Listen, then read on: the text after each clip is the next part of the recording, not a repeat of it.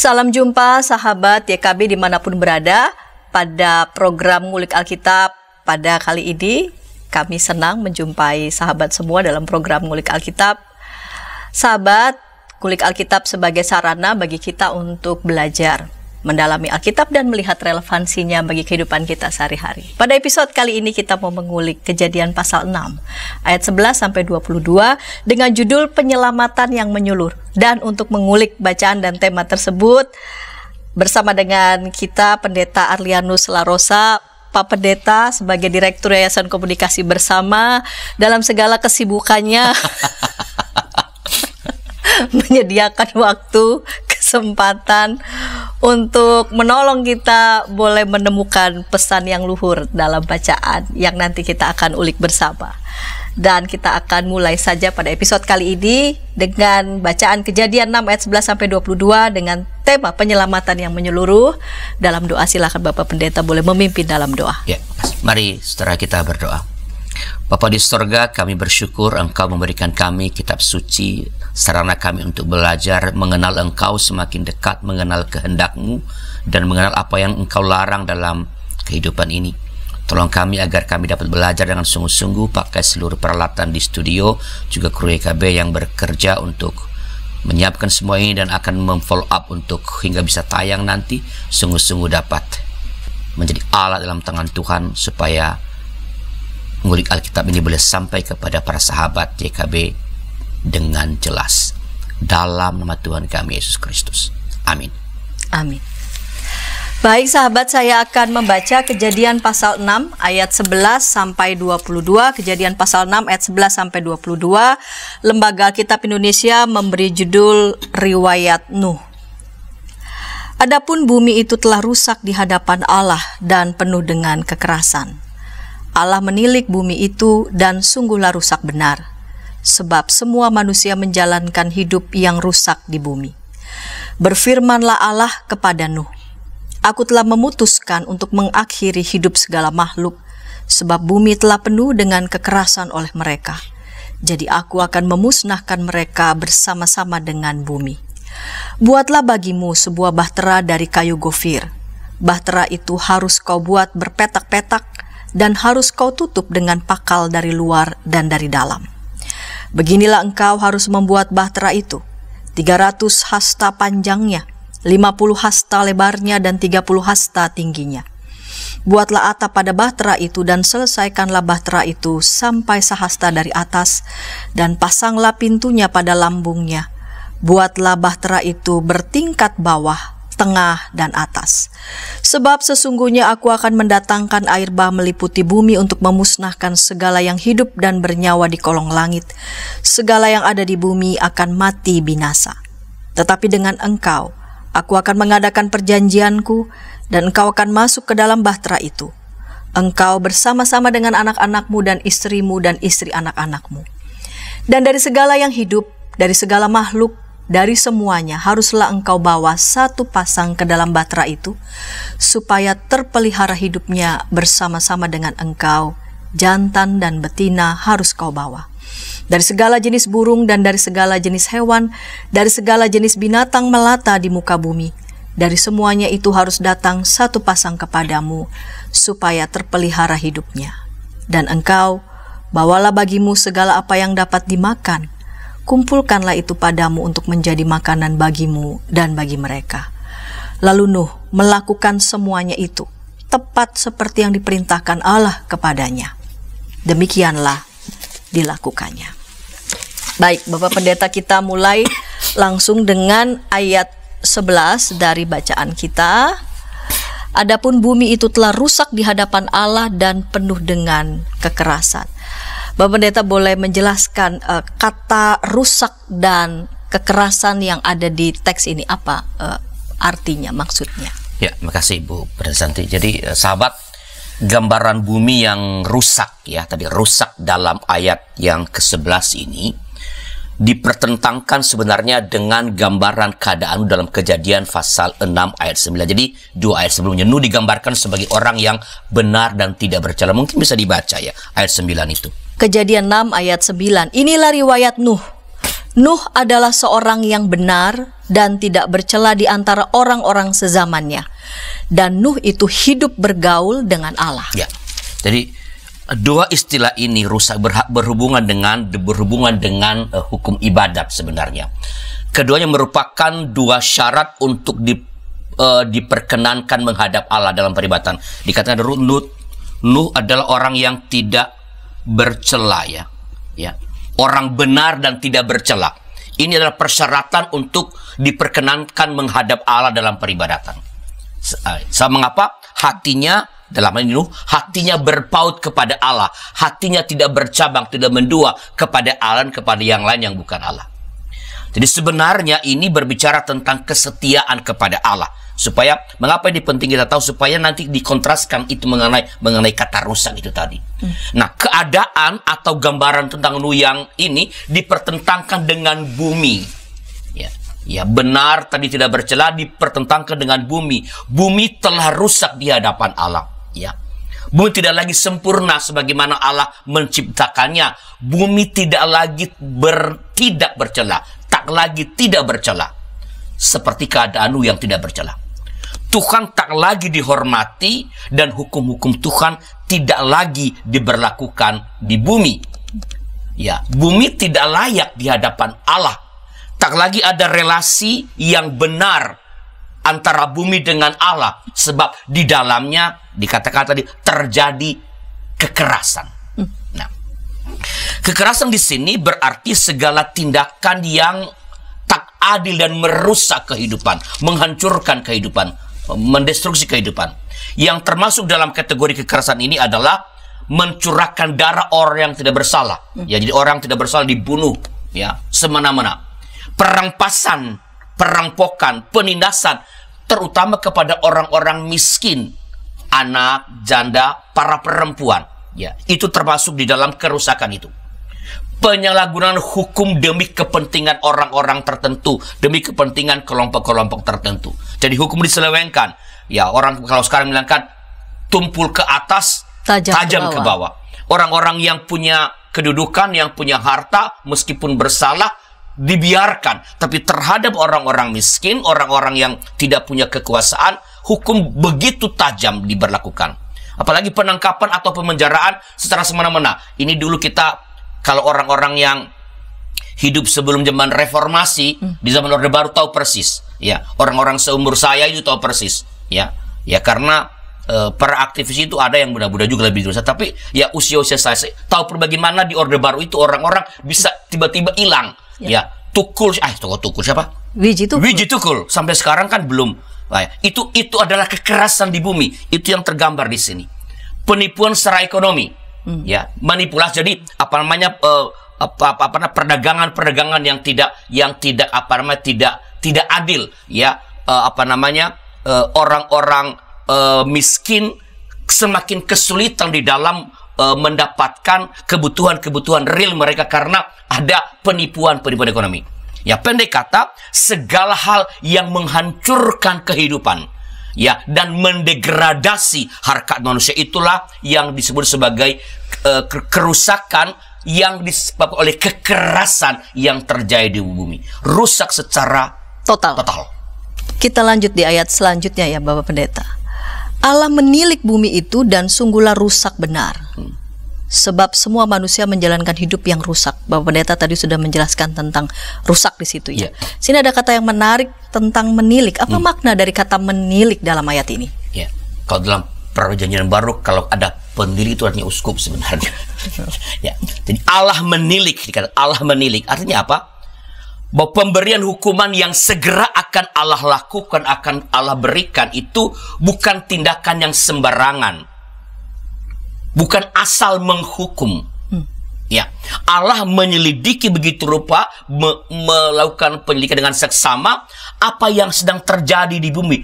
Tidak dengan penyidikan. Kalau sekarang ada penyidikan yang seksama, yang teliti apa yang terjadi. Juga ya, ketika ditemukan ada kekerasan tadi, apakah memang hukuman perlu dan pantas diberikan? Ya, karena kadang-kadang ada sesuatu kesalahan yang terjadi, tapi penghukuman itu kan kadarnya bisa berbeda-beda. Seperti apa hukuman yang akan diberikan? Tergantung begitu. Tergantung pada hasil penilikan itu.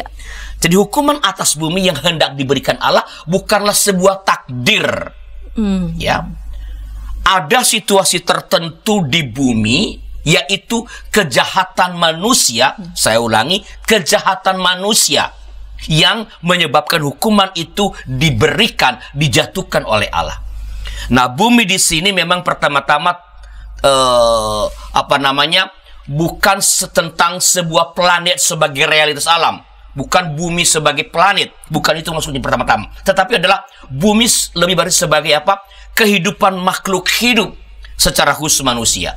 Jadi ketika Allah mengatakan di bumi terjadi kekerasan, artinya yang menjadi sorotan atau yang berada dalam lampu sorot, ya, yang di close up adalah manusia-manusia yang tadi melakukan aneka kekerasan itu. Ya, jadi Allah melakukan penilikan yang begitu hati-hati. Allah melakukan pemeriksaan yang teliti. Ya, karena nanti akan saya jelaskan, karena hukum itu bukan bagian dari hakikat Allah sebenarnya. Ya, saya akan jelaskan nanti pada ayat berikutnya. Artinya bahwa ketika sebuah hukuman harus diberikan oleh Allah, bukan karena ia senang membuat orang lain sengsara. Senang, akan ada orang yang senang menghukum. Ya, salah dikit aja hukum. Salah dikit aja. Ini kemarin ada kisah yang bukan kisah, peristiwa yang diseringkan ke saya di panti asuhan. Ya. Orang sedikit-sedikit menghukum anak. Ya. Jadi ya berarti kan pengasuh panti itu tidak memahami dengan baik bahwa ini orang-orang, anak-anak yang ke panti kan anak-anak yang mesti diberi rumah baru kan, diberi keluarga yang baru. Ya, kalau apa-apa dihukum, ya. Jadi ya karena misalnya para pengasuh itu menganggap diri superior terhadap anak asuh, dan dianggap anak-anak ini semua powerless. Yes, ya. Jadi dikit-dikit hukum. Nah, ini nggak seperti itu. Ya, jadi kalaupun terjadi, karena pastikan kejahatan, kesalahan bukan baru terjadi pada zaman itu. Ya, terjadi manusia kan sejak kisah penciptaan kan terjadi kejahatan-kejahatan. Tapi Allah melihat, Allah menyelidiki, ada fakta-fakta kejahatan, kekerasan yang dilakukan manusia. Ya, ada panjang sejarah ketika manusia melakukan kejahatan demi kejahatan di bumi ini. Tetapi itu Allah belum menjatuhkan hukuman. Nah, sekarang keadaan semakin parah. Ya, kerusakan semakin total. Allah punya data itu. Allah masih mempertimbangkan apakah hukuman pantas diberikan. Hukuman seperti apa yang pantas diberikan terhadap bumi, tepatnya manusia yang juga berdampak pada yang lain sebenarnya nanti.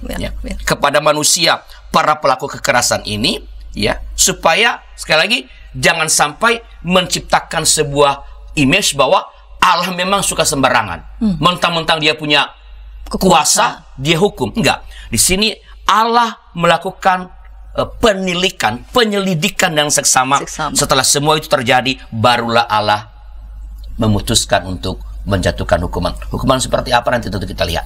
Baik. Begitu. Jadi kata menilik di sini sungguh-sungguh Allah memeriksa betul begitu ya. Hati-hati. Ya. Terhadap kejahatan yang sudah lama dilakukan oleh manusia, dan dari situlah Allah akan memutuskan tindakan seperti apa persis yang akan Allah lakukan begitu. Baik, sahabat, kita akan lanjutkan segmen kedua, namun sebelumnya kita dengarkan pesan-pesan berikut ini. Dari kungkungan malam gelap. Nyanyikanlah nyanyian baru. Setiap hari Rabu, pukul 12 waktu Indonesia Barat. Dapat Anda nikmati di channel Lagu Rohani YKB GKI TV.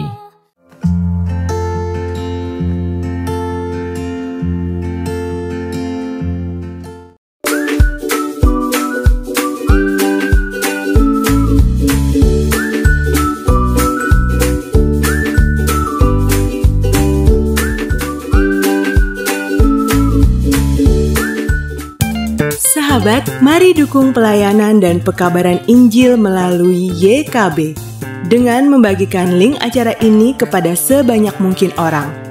Dukungan juga dapat saudara lakukan dengan mentransfer dukungan finansial ke rekening BCA ke nomor 450 305 2990 450 305 2990 atas nama Yayasan Komunikasi Bersama.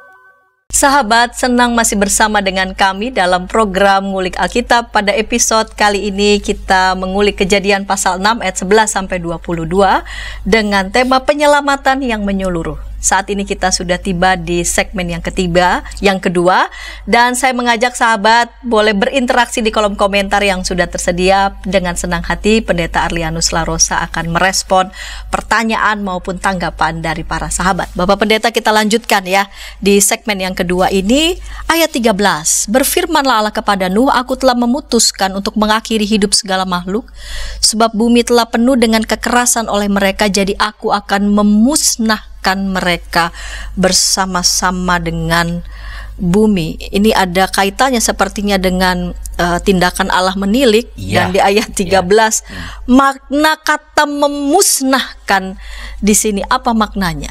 Jadi pertama-tama di sini kan digambarkan atau Allah menggambarkan kepada Nuh apa yang telah ia lihat.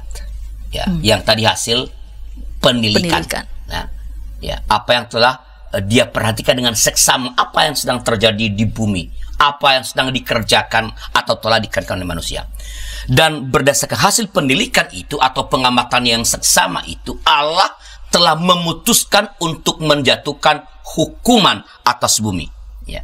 Allah sendiri dalam dirinya memutuskan untuk menjatuhkan hukuman. Hukuman yang ia berikan, ya, tidak tanggung-tanggung, yaitu pemusnahan. Nah, jadi melihat hukuman yang sangat hebat ini, maka kita dapat membayangkan, kita dapat menduga bahwa kejahatan yang terjadi di bumi itu, ya, tepatnya yang dilakukan oleh manusia, karena hewan-hewan tidak melakukan itu. Betul. Ya, sungguh amat sangat luar biasa. Dosa yang telah terjadi tak tergambarkan, ya. Teman saya bilang tak terpermenaikan. ya, tak bisa dideskripsikan lagi, saking begitu luar biasa. Kata memusnahkan, ya, dalam bahasa Ibrani itu mashihit, adalah kata, ini penting nih, kata yang punya akar yang sama dengan kata rusak.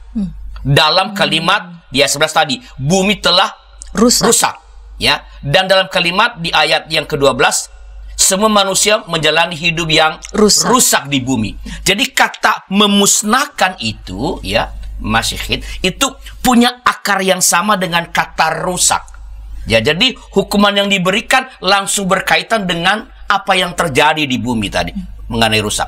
Jadi kerusakan bumi memang sudah tidak tertolong lagi karena semua manusia menjalani hidup yang rusak.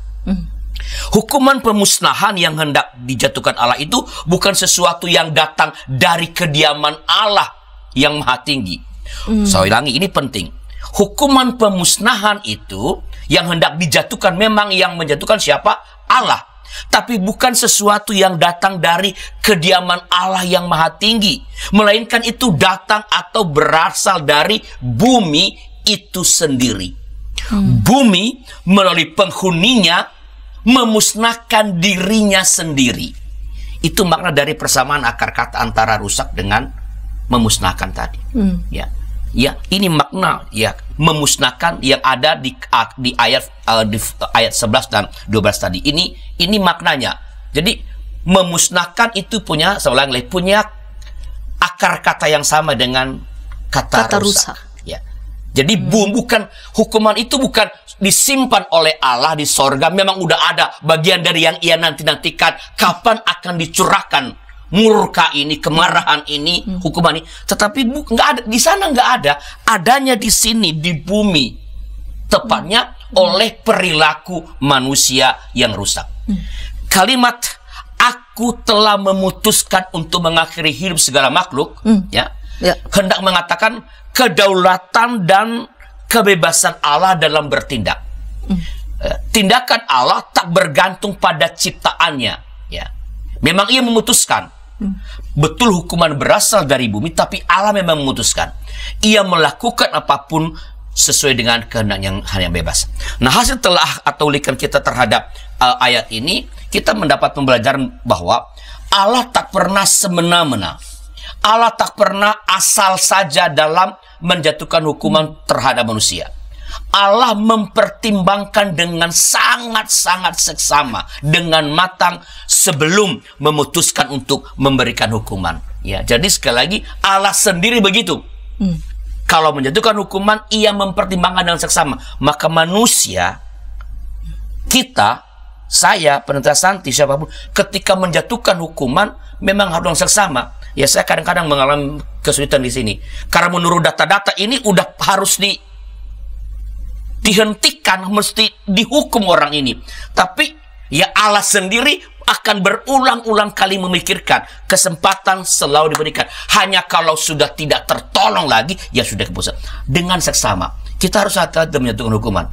Lembaga pendidikan, terutama mereka yang diberi kepercayaan ilahi seperti para hakim, harus dengan seksama, tidak boleh sembarangan menjatuhkan hukuman. Menghukum sesungguhnya bukan bagian dari hakikat Allah. Memberi hukuman bukan semacam dalam tanda kutip tradisi atau nilai-nilai yang ada di lingkungan Allah, bukan. Hukuman itu datang dari keadaan yang dicipta oleh manusia sendiri. Ya, ini tadi akar yang sama dari kata dosa dengan kata musnahkan. Jadi, ketika kita mengalami hal-hal yang buruk misalnya dalam hidup ini, jangan buru-buru bertanya bertanya, mengapa hal ini engkau timpakan kepadaku ya Allah? Mengapa engkau berikan begini ya Tuhan? Jangan buru-buru. Sebaliknya, segera menelisik ke dalam diri kita, melihat apakah ada sesuatu, dan kalau menemukannya, segeralah memperbaikinya. Ketika kita diberi hukuman, mengapa aku dihukum? Ya, periksa diri, apakah ada sesuatu yang saya telah lakukan atau yang tidak saya lakukan. Ya, atau ketika menemukan diri kita bersih, lihat di sekitar. Apa yang terjadi di sana? Jika melihat bahwa ternyata di sana ada kejahatan, atau dalam bahasa teks kita ada kerusakan oleh lingkungan, oleh orang-orang di sekitar kita, segeralah bertanya pada diri sendiri, apa yang sudah kita lakukan atau tidak kita lakukan sehingga kerusakan atau kejahatan yang terjadi. Jadi jangan bilang, saya nggak melakukannya kok.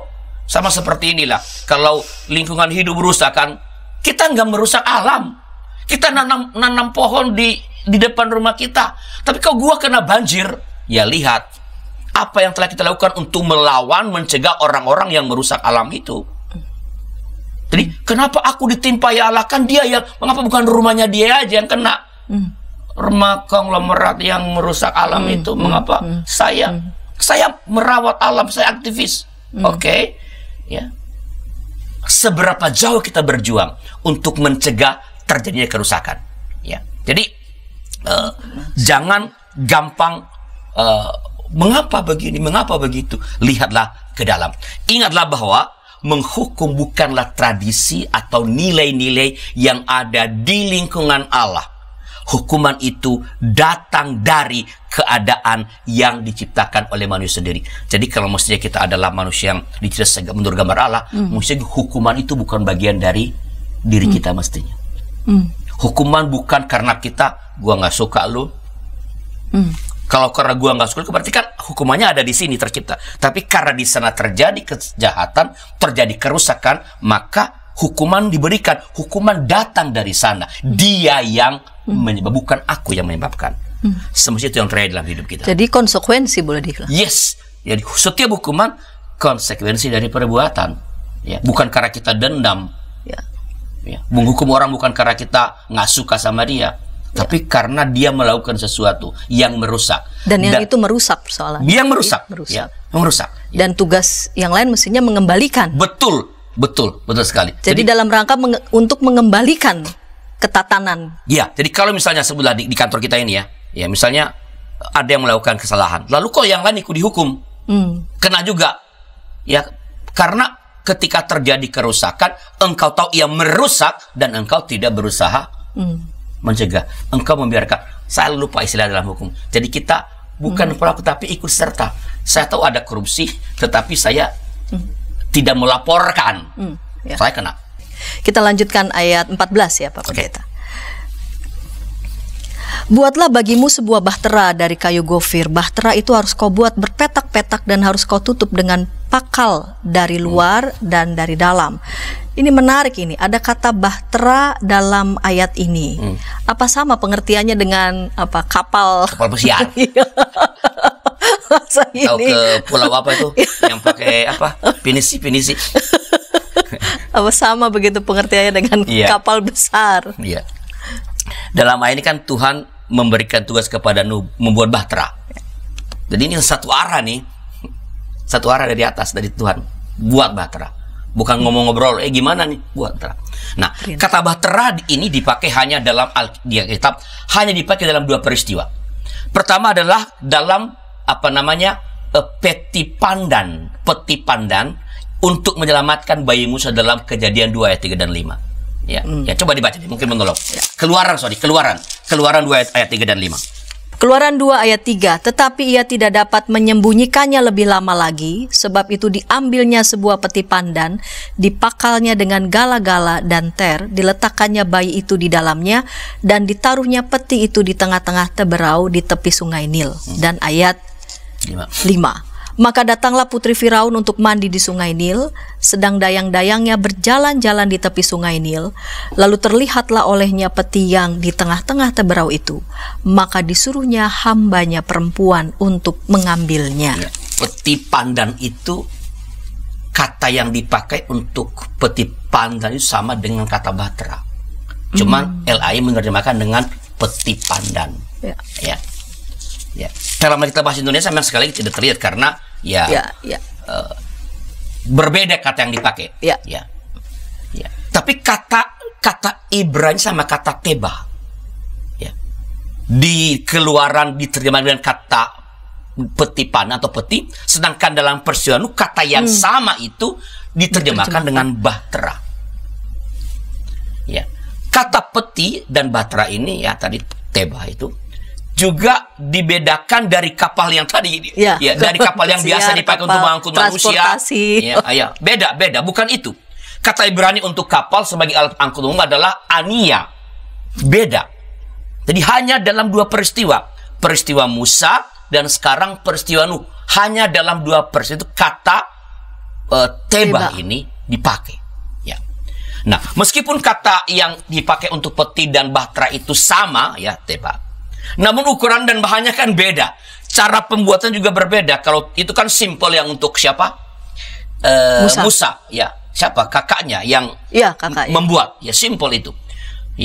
Tetapi peti pandan dan bahtera itu berbeda cara pembuatannya, berbeda ukurannya. Ini hanya ukuran bayi, dan juga berbeda dalam fungsi dan tujuan, berbeda dalam beda dalam proses pembuatan, beda ukuran, beda bahan, tetapi memiliki fungsi dan tujuan yang sama dalam pembuatannya. Apa tujuan pembuatan peti untuk Musa? Apa tujuan pembuatan bahtera untuk Nuh, teba itu sama-sama adalah untuk menyelamatkan. Jadi kata ini dipakai memang dalam rangka menyelamatkan. Peti pandan dipakai untuk menyelamatkan Musa dari ancaman pembunuhan oleh Firaun. Bahtera dipakai untuk menyelamatkan Nuh dari seluruh makhluk dari ancaman pemusnahan oleh air bah. Bukan air bah. Air bah, bukan air bah, beda. Teman saya bilang kalau teman-teman dari tempat itu datang, hati-hati Pak. Kenapa? Nanti bisa merusak rumah Bapak. Kenapa? Dia minta air bah. Wah. Saya bilang ada-ada aja Jadi kembali ke tadi, dalam membaca kisah pembuatan bahtera ini, pikiran kita hendak tertuju pada penyelamatan yang dilakukan oleh Allah, yang pernah terjadi juga di Musa, Ya, dan bukan pertama-tama pada penghukuman lewat air bah. Ini penting. Kalau kita berkhotbah, mengajar di sekolah minggu, mengajar anak remaja, ketika bicara mengenai pembuatan bahtera ini dan ada nanti air bah, jangan berpusat pada air bah yang menghancurkan itu, ya. Tapi angle-nya atau yang close up itu adalah penyelamatan yang dilakukan oleh Allah. Ya. Apalagi kalau untuk anak sekolah minggu, kita anak-anak kecil kita di rumah ngajar, jangan pusatkan pada Allah menyelamatkan. Pesan penyelamatan ini semakin jelas oleh penegasan bahwa bahtera ini harus dibuat berpetak-petak. Tadi kan ya, berpetak-petak. Ya. Pembuatan berpetak-petak ini dimaksudkan untuk menegaskan bahwa dalam bahtera ini, bahtera Nuh itu, setiap makhluk hidup mendapat tempatnya. Kan dibuat terpisah. Ya. Mendapat tempatnya, tempat penyelamatan, tempat perlindungan. Setiap makhluk hidup disediakan baginya tempat untuk hidup. Di luar bahtera, semua hal akan dimusnahkan. Di luar bahtera, semua hal akan dimusnahkan, namun dalam bahtera disediakan kehidupan. Begitu, Pendeta Santi. Baik, Bapak Pendeta, ini menarik ya. Kita akan lanjut di segmen ketiga, namun sebelumnya kita dengarkan pesan-pesan berikut ini. Tanganku dipegang. Injil dalam Melodi. Setiap hari Kamis, pukul 12 waktu Indonesia Barat. Dapat Anda nikmati di channel Bedah Lagu YKB GKI TV.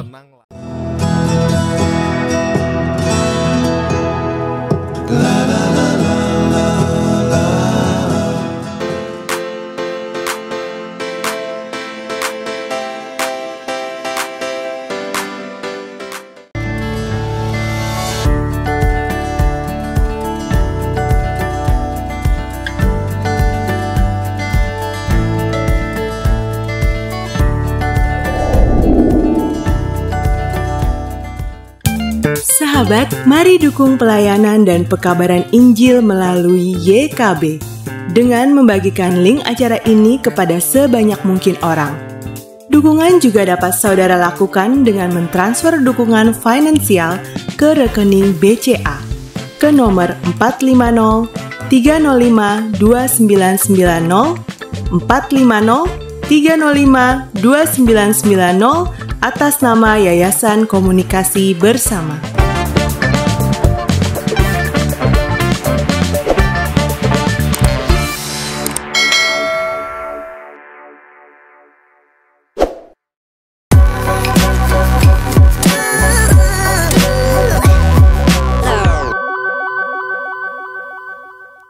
Sahabat, senang masih bersama dengan kami dalam program Ngulik Alkitab. Pada episode kali ini kita mengulik Kejadian 6 ayat 11 sampai 22 dengan tema penyelamatan yang menyeluruh. Sahabat, saat ini kita sudah tiba di segmen yang ketiga. Saya mengajak sahabat boleh berinteraksi di kolom komentar yang sudah tersedia, baik itu menyampaikan pertanyaan maupun tanggapan. Dengan senang hati narasumber pada episode kali ini Bapak Pendeta Arlianus Larosa dengan senang hati dapat meresponnya. Bapak Pendeta, kita lanjutkan segmen ketiga nih, segmen penutup. Di ujung segmen kedua Bapak Pendeta tadi sudah menjelaskan tujuan bahtera itu pada penyelamatan, dan memang untuk tujuan itu dibuatlah bahtera itu berpetak-petak. Kita lanjutkan ayat 15 dan 16. Beginilah engkau harus membuat bahtera itu, 300 hasta panjangnya, 50 hasta lebarnya, dan 30 hasta tingginya. Buatlah atap pada bahtera itu dan selesaikanlah bahtera itu sampai sahsta dari atas, dan pasanglah pintunya pada lambungnya. Buatlah bahtera itu bertingkat bawah, tengah, dan atas. Apa hasil ulikan Bapak dari detil-detil ukuran ini? Ya. Di dalam kedua ayat ini kan Allah memberikan petunjuk yang lebih rinci ya, tentang seperti apa, bukan bagaimana loh, seperti apa bahtera yang hendak dibangun. Ya, seperti apa bahtera. Tentu ada ukuran-ukurannya. Ya, nggak tahu bagaimana membuatnya. Nonton aja film Noah untuk mendapat gambar imajinatif. Ya. Yang perlu mendapat perhatian kita adalah bahtera ini harus dibuat bertingkat bawah, tengah, dan atas. Jadi di ayat ini poinnya di situ. Ini menggambarkan atau mewakili kosmologi kuno yang meyakini bahwa semesta ini terdiri dari 3 tingkat, yaitu dunia bawah, dunia tengah, dan dunia atas. Dengan ini hendak dikatakan bahwa penyelamatan yang dilakukan oleh Allah bersifat komprehensif. Di tema kita kan penyelamatan yang menyeluruh. Ya, di semua tempat, di dunia atas, di dunia tengah, di dunia bawah, Allah melakukan penyelamatan. Tidak ada bagian manapun dari semesta ini, tentu dengan paham kosmologi kuno, ya. Kalau kita sekarang, tidak ada tempat dari planet manapun ini yang di dalamnya ada kehidupan yang tidak diselamatkan oleh Allah. Tidak ada space, tidak ada tempat dari alam semesta ini yang luput dari karya penyelamatan oleh. Kita kan tidak tahu apakah ada makhluk lain di planet lain. Who knows? Kalau itu ada, makhluk itu pun tidak terlepas dari karya penyelamatan Allah. Bahtera bertingkat 3 ini juga dapat kita artikan sebagai gambaran dunia baru yang diciptakan oleh Allah. Dunia yang lama, di mana ada kekerasan di dalamnya, sudah rusak oleh ulah manusia, sudah berlalu, yang lama sudah berlalu. Sekarang dunia dengan tatanan yang baru akan dicipta. Ya, dunia atas, tengah, dan bawah. Jadi bahtera ini adalah simbol dari penciptaan dunia baru setelah nanti pemusnahan pada dunia yang rusak itu Allah berikan. Begitu. Kita lanjutkan ayat selanjutnya, ayat 17. Ya. Sebab sesungguhnya aku akan mendatangkan air bah meliputi bumi untuk memusnahkan segala yang hidup dan bernyawa di kolong langit, segala yang ada di bumi akan mati binasa.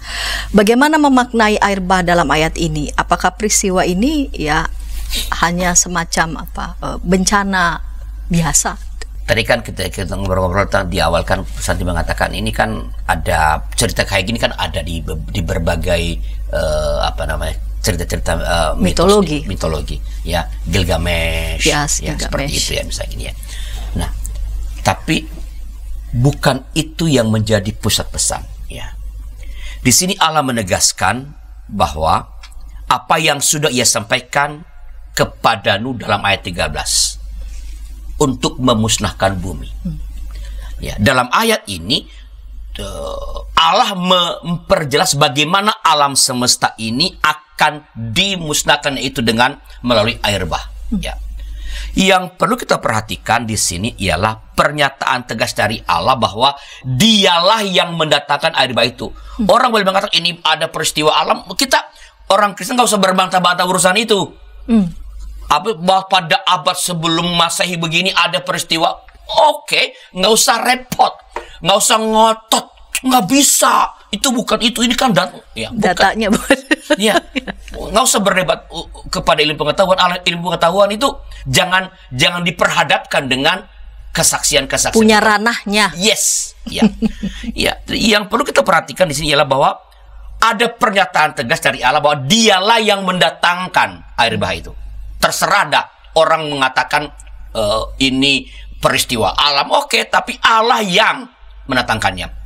Air bah yang menghancurkan itu bukan bencana alam dalam konteks ini, melainkan hukuman dari Tuhan atas ulah manusia yang menghancurkan dirinya sendiri. Ya.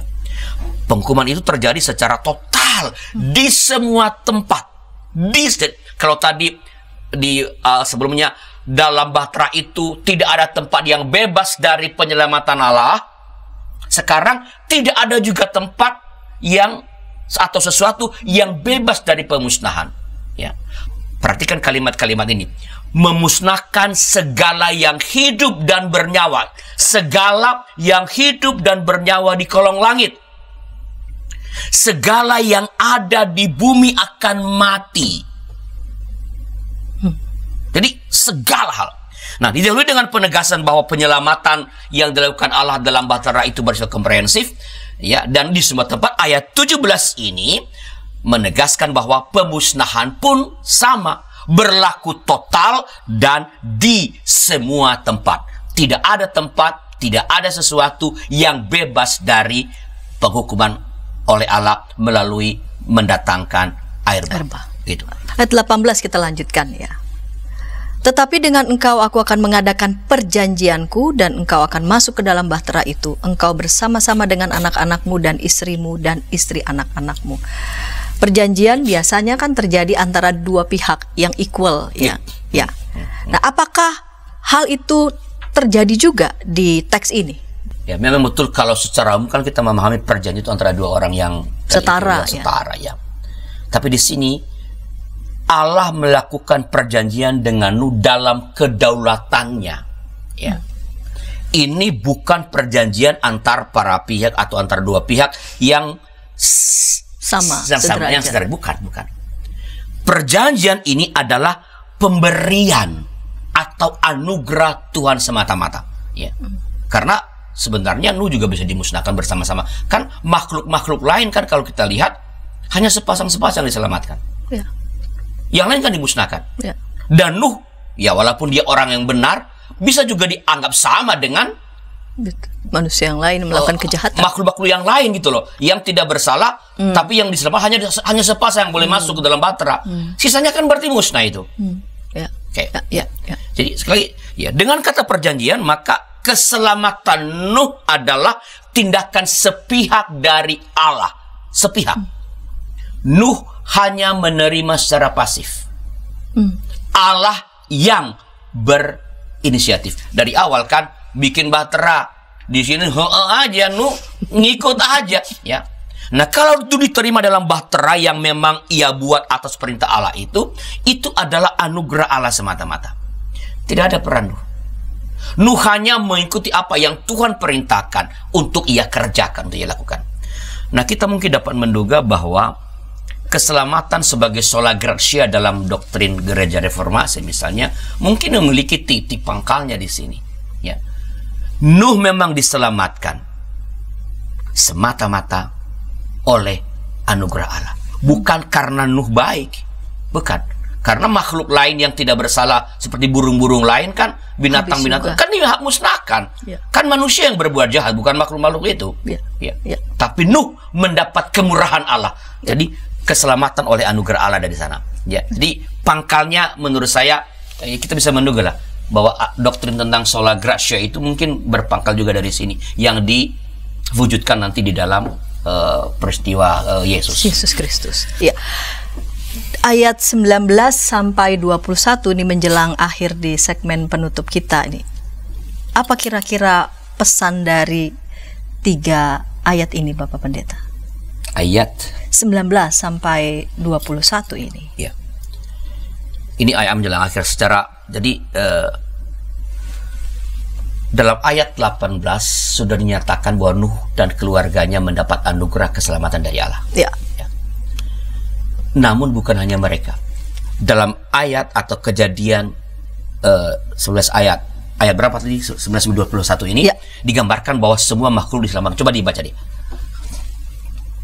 Supaya jelas ayat 19 sampai 21 saya baca ya. Dan dari segala yang hidup, dari segala makhluk, dari semuanya haruslah engkau bawa satu pasang ke dalam bahtera itu, supaya terpelihara hidupnya bersama-sama dengan engkau. Jantan dan betina harus kau bawa. Dari segala jenis burung dan dari segala jenis hewan, dari segala jenis binatang melata di muka bumi, dari semuanya itu harus datang satu pasang kepadamu, supaya terpelihara hidupnya. Dan engkau bawalah bagimu segala apa yang dapat dimakan, kumpulkanlah itu padamu untuk menjadi makanan bagimu dan bagi mereka. Ya. Perhatikanlah bahwa dalam ayat ini kata segala yang berkaitan dengan apa saja yang akan diselamatkan dipakai diulang sebanyak 5 kali. 5 kali. Segala yang hidup. Ya. Lalu apa? Segala makhluk, segala jenis burung. Ya. Segala jenis hewan dan segala binatang melata. Ya, pengulangan kata segala ini hendak menegaskan bahwa yang saya katakan tadi, keselamatan yang diberikan atau dianugerahkan oleh Allah itu menyangkut segala makhluk, bukan hanya manusia saja. Tadi kan segala tempat, tidak ada tempat yang bebas dari penyelamatan. Ya. Tetapi bukan hanya segala tempat, segala makhluk. Bukan hanya manusia yang diselamatkan. Saya kira pesan ini sangat penting untuk kita gemakan sekarang. Semakin keras kita gemakan. Ya, karena apa? Saya kira sudah sangat lama kita dipenjara oleh pemahaman bahwa yang mendapat keselamatan itu adalah manusia. Kita ini manusia. Ya. Oleh karena pemahaman itu, segala hewanlah, segala yang lain, hewan, tumbuhan, hutan, air, udara, dengan mudah kita hancurkan, dengan mudah dirusak oleh manusia demi kepentingan manusia, karena supaya manusia mendapatkan keselamatan, karena berpikir hanya manusia yang diselamatkan oleh Allah. Hari ini kita diingatkan bahwa keselamatan yang Allah anugerahkan ini bukan hanya untuk manusia, melainkan untuk semua ciptaan, seluruh makhluk. Ya, seluruh makhluk. Maka seluruh tindakan kita harus mempertimbangkan seluruh makhluk hidup dan dunia di mana mereka hidup. Semua yang kita kerjakan harus mempertimbangkan, apakah kalau kita melakukan ini akan membawa dampak selamat nggak pada burung-burung, ya, pada binatang-binatang melata, pada ikan-ikan, ya, pada tumbuh-tumbuhan, ya, pada air, pada udara, ya. Jadi kita harus betul-betul mempertimbangkan keselamatan alam semesta dan semua yang ada di dalamnya itu ketika kita melakukan atau tidak melakukan sesuatu. Pewartaan keselamatan harus juga menyasar pengupayaan keselamatan bagi hewan-hewan, bagi hutan, bagi air, bagi udara. Pendeknya, keselamatan bagi semesta.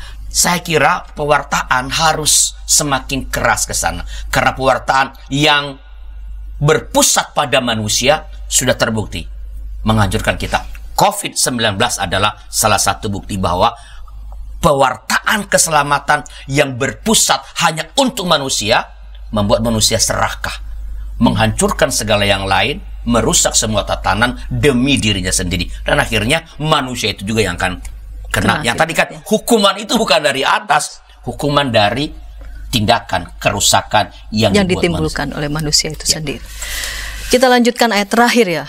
Lalu Nuh melakukan semuanya itu tepat seperti yang diperintahkan Allah kepadanya, demikianlah dilakukannya. Jadi disuruh buat bahtera, buat. disuruh Nuh untuk menyiapkan begitu ya, dari segala jenis hewan melata dan lain-lainnya sepasang-pasang, lakukan. Dan ini yang terakhir.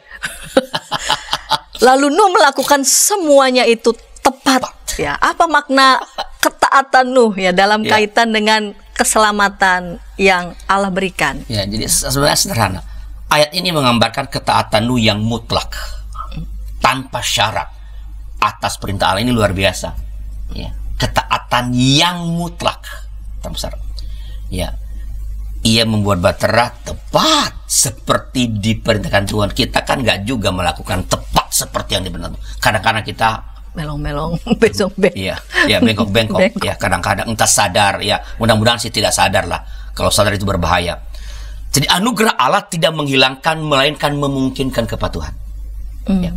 Tadi kan Allah yang berinisiatif. Nuh kan pada perjanjian tadi kan Nuh nggak do nothing kan. Dia cuma ngikut aja. Tetapi anugerah Allah itu bukan berarti lalu menghilangkan, kan terserah Allah, gua patuh juga belum tentu selamat, nggak patuh juga bisa selamat. Kan Allah yang berrol, bukan. Anugerah Allah tidak menghilangkan, melainkan memungkinkan terjadinya kepatuhan. Kepatuhan Nuh bukanlah syarat atau prasyarat dari penerimaan anugerah Allah. Ketaatan Nuh adalah follow up, tindak lanjut, konsekuensi logis dari anugerah yang telah diberikan dan diterima. Kalau tadi kerusakan di bumi punya konsekuensi datangnya hukuman, anugerah Allah konsekuensinya adalah ketaatan. Jadi kalau orang menerima anugerah, taat. Begitu. Ya. Kita tiba di akhir segmen 3 ini, dan di episode kali ini apakah ada semacam pesan penutup dari Bapak Pendeta? Ya, saya kira begini. Ketaatan Nuh yang terakhir ini bersumber atau bermula dari anugerah Tuhan yang berkenan menyelamatkannya, dan itu yang kita alami kan. Keselamatan kita itu bermula dari anugerah Allah. Itu yang pertama. Jadi kita bersyukur kalau kita diberikan, atau ketika kita telah diberikan keselamatan oleh arah anugerah keselamatan, maka sepantasnya kita mempersembahkan ketaatan kepatuhan pada Allah. Yang kedua, lingkungan yang demikian jahat tidak dapat menjadi alasan untuk tidak taat. Habis dunianya sekitar saya gini. Lingkungan yang demikian jahat pun tidak dapat menjadi alasan, walaupun sukarya, untuk tidak taat. Nuh telah membuktikannya di tengah-tengah orang yang merusak tingkah lakunya, kejahatan begitu luar biasa, ia tetap menjadi orang yang taat kepada Tuhan. Begitu Pendeta Samdi. Iya, dan penting juga di pesan tadi yang Bapak Pendeta sampaikan, penting bagi kita untuk sungguh-sungguh mempertimbangkan seluruh tindakan kita. Bukan saja untuk keselamatan manusia, melainkan untuk keselamatan seluruh ciptaan. Karena Allah sendiri berkenan menyelamatkan seluruh ciptaannya karena Dia mengasihi kita, maka biarlah kita yang diciptakan sebagai gambar dan rupa Allah. Dalam seluruh tindakan kita juga mempertimbangkan seluruh unsur ciptaan Tuhan agar sama-sama terpelihara. Sahabat, ketika tayangan ini boleh memberkati para sahabat dimanapun berada, sahabat boleh membagikannya kepada sebanyak mungkin orang dan boleh menekan tombol like serta menekan tombol subscribe sehingga boleh mendapatkan update tayangan YKB GKI TV terkini. Kita akan menutup episode kali ini dalam doa. Silakan Bapak Pendeta boleh berdoa. Ya, mari kita berdoa. Tuhan, terima kasih atas pengajaran Tuhan lewat kuliah kita pada hari ini. Tolong kami agar kami dapat menjadi bagian dari karya untuk menyelamatkan semesta ini. Berikan kami hikmat agar semua yang kami lakukan betul-betul mempertimbangkan keselamatan, bukan hanya bagi diri kami sendiri, bukan hanya bagi manusia, tapi bagi seluruh ciptaan, hewan, tumbuhan, alam sekitar kami. Supaya demikian, bumi yang telah Kau ciptakan begitu luar biasa ini, alam semesta yang Kau ciptakan dengan sangat sempurna ini, dapat terus sungguh-sungguh dalam keadaan sempurna dan menopang terus kehidupan segala makhluk. Berkati YKB dalam karya-karya pekabaran Injil lewat media, berkati para stafnya, para pengurusnya semua. Engkau berkati Tuhan, supaya melalui karya-karya layanan mereka, nama Tuhan dimuliakan, dan banyak orang yang mendengarkan kabar sukacita dan boleh percaya kepada Allah, atau boleh semakin bertumbuh dalam mengenal Tuhan dan dalam mengerjakan karya misioner di tengah-tengah dunia ini. Terima kasih Bapa, dalam nama Tuhan kami Yesus Kristus. Amin. Amin. Sahabat, mari dukung pelayanan dan pekabaran Injil melalui YKB dengan membagikan link acara ini kepada sebanyak mungkin orang. Dukungan juga dapat saudara lakukan dengan mentransfer dukungan finansial ke rekening BCA ke nomor 450 305 2990 450 305 2990 atas nama Yayasan Komunikasi Bersama.